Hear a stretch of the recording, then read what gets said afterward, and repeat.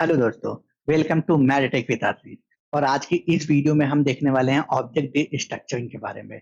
Structuring नाम से ही आपको आइडिया लग रहा होगा, किसी भी एक ऑब्जेक्ट को स्ट्रक्चर फॉर्म में डिफाइन करना।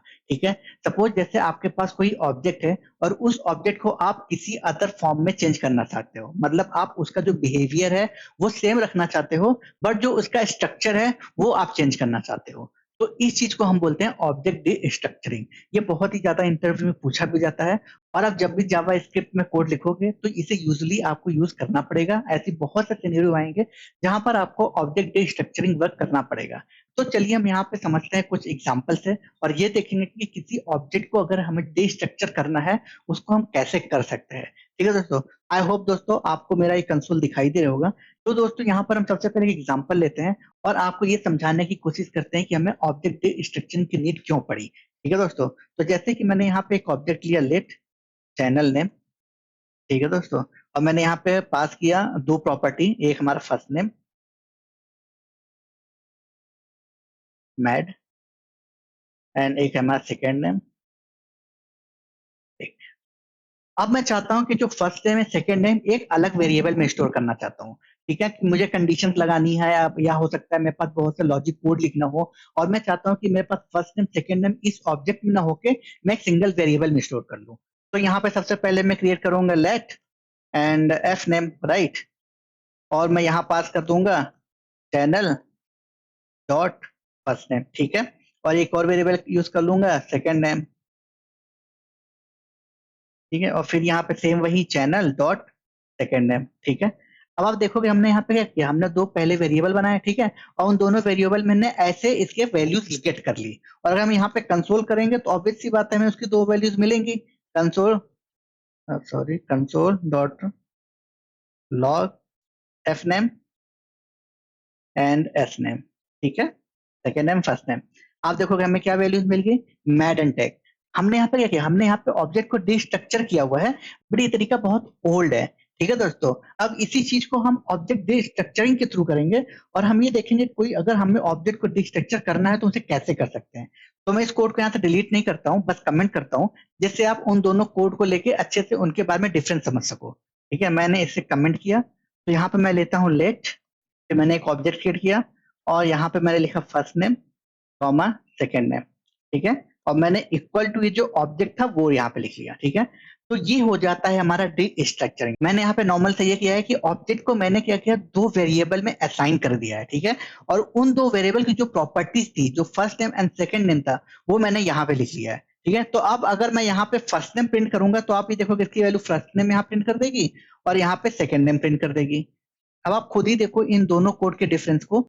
यहाँ पर मैंने दो वेरिएबल क्रिएट किया हुआ है, बट यहाँ पे मैंने ऐसा कुछ नहीं किया है। यहाँ पे बस मैंने एक ऑब्जेक्ट बनाया है और इसके अंदर दो वेरिएबल को बस असाइन कर दिया। और ये सेम वही वेरिएबल्स होंगे जो इस ऑब्जेक्ट की प्रॉपर्टीज होंगी, ये आप कभी मत भूलिएगा। अगर आपने इस वेरिएबल्स को चेंज कर दिया, दैट मीन इस ऑब्जेक्ट की वैल्यूज को चेंज कर दिया, तो ये कभी भी आउटपुट नहीं देगा। जैसे कि मैं यहाँ से नेम हटा देता हूँ, अब आप ये देखोगे इसकी वैल्यू क्या गिनना ला गई।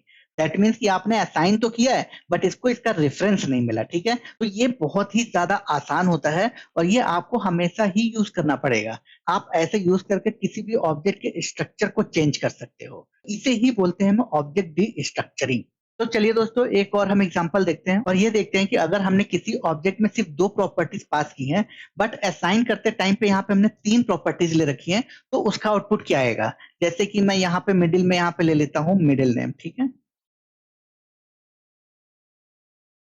राइट। अब आप ये देखोगे कि जो फर्स्ट नेम है सेकंड नेम है उसकी तो वैल्यू प्रिंट कर रही है, बट अगर जैसे ही मैं यहाँ पे मिडिल नेम प्रिंट कराऊंगा तो उसकी वैल्यू क्या आ जाएगी, अनडिफाइंड। और वो क्यों मिला मुझे अनडिफाइंड, वो मुझे इसलिए मिला कि जो मैं यहाँ पे ऑब्जेक्ट क्रिएट किया हुआ हूँ चैनल का, उसके अंदर कोई भी मिडिल नेम नाम का कोई प्रॉपर्टी नहीं है। जिसकी वजह से जब भी मैं डिस्ट्रक्चरिंग किया तो वो सभी प्रॉपर्टीज मैप हो गए जो हमें उस ऑब्जेक्ट में मिलते हैं, बट वो मैप नहीं हो पाए जो उस ऑब्जेक्ट में एग्जिस्ट ही नहीं करते। तो इस वजह से हमें वो अनडिफाइंड मिला। और अगर मैं यहाँ पे वो मिडिल नेम लिख लेता हूँ तो फिर देखो वो मुझे वैल्यू मिल जाएगी, मिडिल नेम इक्वल टू आशीष। ठीक है, कोई भी रेंडम में ले लो और देखो ये प्रिंट कर गया। तो आपने देखा ऑब्जेक्ट डिस्ट्रक्चरिंग का कैसा नेचर है, ये बहुत ही फ्लुएंट है और आपको यूज करने में खुद ही बहुत मजा आने वाला है। तो चलिए दोस्तों, अब हम कुछ और एग्जांपल से समझते हैं ऑब्जेक्ट डिस्ट्रक्चरिंग को। सबसे पहले हम ये देखना चाहेंगे कि अगर हमारे पास कोई ऑब्जेक्ट है और उसमें हम कोई डिफॉल्ट वैल्यू सेट कर रहे हैं, किस टाइम पे, जब हम ऑब्जेक्ट को डिस्ट्रक्चरिंग कर रहे हैं तब तब अगर हम उसकी डिफॉल्ट वैल्यू रखते हैं तो क्या वो वैल्यू हमें रिटर्न करता है या नहीं। तो मैं आपको ये बताऊंगा कि वो कुछ केसेस में हमें वो डिफॉल्ट वैल्यू रिटर्न करता है और कुछ केसेस में हमें वो डिफॉल्ट वैल्यू रिटर्न नहीं करता है। तो चलिए दोस्तों, हम यहाँ पे कुछ एग्जांपल्स लेते हैं और यहाँ पे हम लेते हैं कॉन्स्ट ए इक्वल टू 1, ठीक है, और यहाँ पे हमने पास कर दिया है वैल्यू।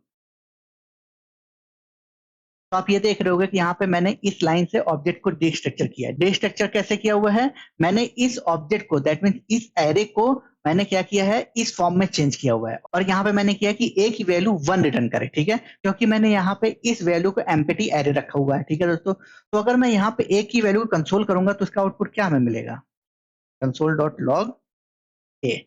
तो आप देखोगे हमें क्या मिल गया, 1 मिल गया।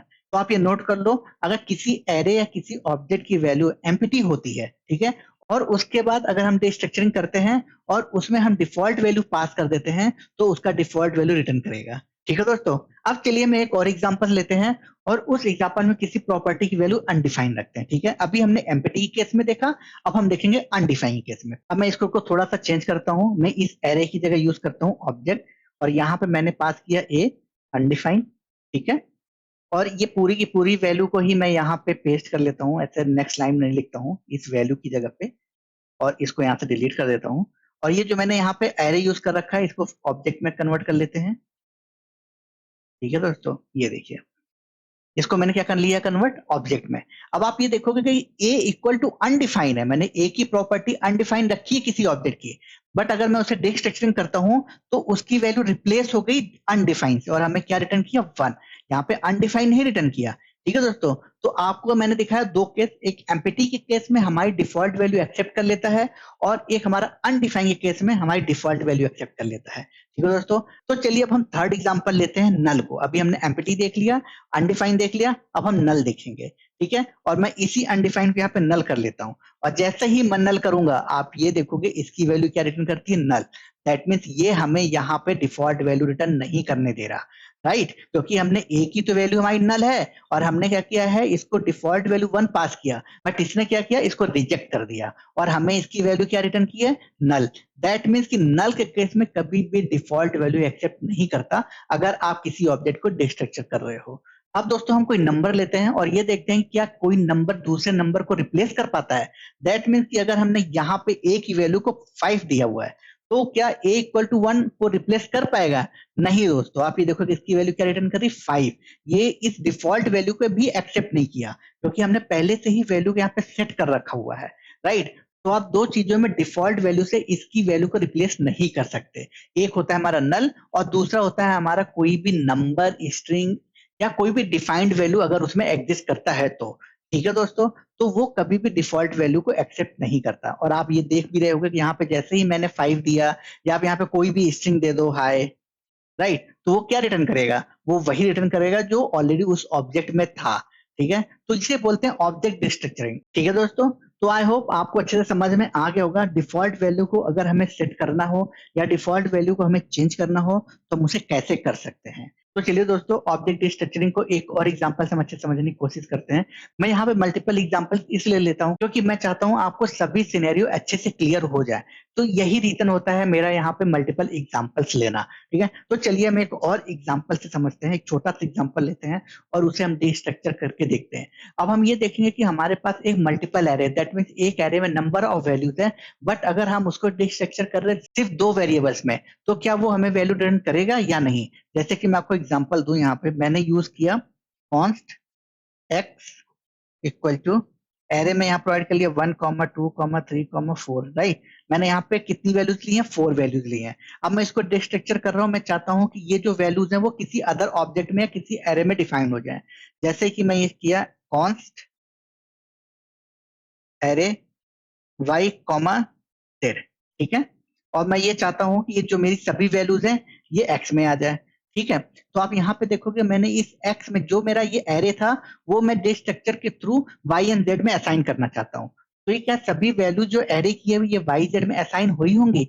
नहीं दोस्तों, ये सिर्फ हमेशा दो वैल्यूज ये असाइन हुई होंगी जो 1 एंड 2 है, ठीक है। और अदर जितने भी वैल्यूज हैं वो कोई मैटर नहीं करता वैल्यूज का। तो अगर मैं इसको यहाँ प्रिंट करके दिखाऊं console dot log y comma z, ठीक है, तो आप ये देखोगे हमें क्या मिल गया 1 एंड 2। और ये बचे हुए 3 एंड 4 जो वैल्यू है वो हमारे इस एरे के डे स्ट्रक्चर में एग्जिस्ट नहीं करते। ये होता है हमारा डे स्ट्रक्चरिंग। डे स्ट्रक्चरिंग अगर आप सोचो कि आपके पास मल्टीपल प्रॉपर्टीज है बट आप ये चाहते हो सिर्फ यही दो प्रॉपर्टीज हम इसको एक्सेप्ट करें, तो आप इस तरह करके आप एक नया ऑब्जेक्ट बना सकते हो। तो अगर दोस्तों मुझे इस सिनेरियो को फिक्स करना है, दैट मीन्स अगर हम दो वेरिएबल पास किए हुए हैं डे स्ट्रक्चर टाइम पे, तो एक में मेरी वैल्यू है और दूसरे में बची हुई सभी वैल्यूज आ जाए, तो हम इसको फिक्स करेंगे स्प्रेड ऑपरेटर के थ्रू। ठीक है दोस्तों, तो ये स्प्रेड ऑपरेटर क्या होता है? बस ये 3 डॉट, अगर मैंने यहाँ पे 3 डॉट लगा दिया तो इसका वर्क हो जाता है ये स्प्रेड ऑपरेटर।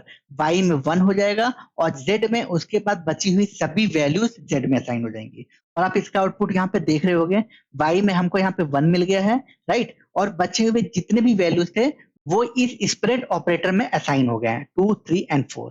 ठीक है दोस्तों, तो हम इसको ऐसे भी फिक्स कर सकते हैं अगर आप चाहो तो, ठीक है। अदरवाइज आपको ये पता है कि अगर हमें किसी ऑब्जेक्ट को डिस्ट्रक्शन करना है तो हम उसे कैसे कर सकते हैं। ठीक है दोस्तों, तो आई होप दोस्तों आज की ये वीडियो आपको बहुत पसंद आई होगी, और अगर आपको पसंद आई है तो प्लीज मेरे चैनल को लाइक शेयर एंड सब्सक्राइब जरूर करें। तो इस वीडियो में बस इतना ही, और इस वीडियो में आज हमने देखा है ऑब्जेक्ट डिस्ट्रक्चरिंग को, कि किसी ऑब्जेक्ट का अगर हमें नेचर या बिहेवियर चेंज करना है तो हम उसे कैसे कर सकते हैं।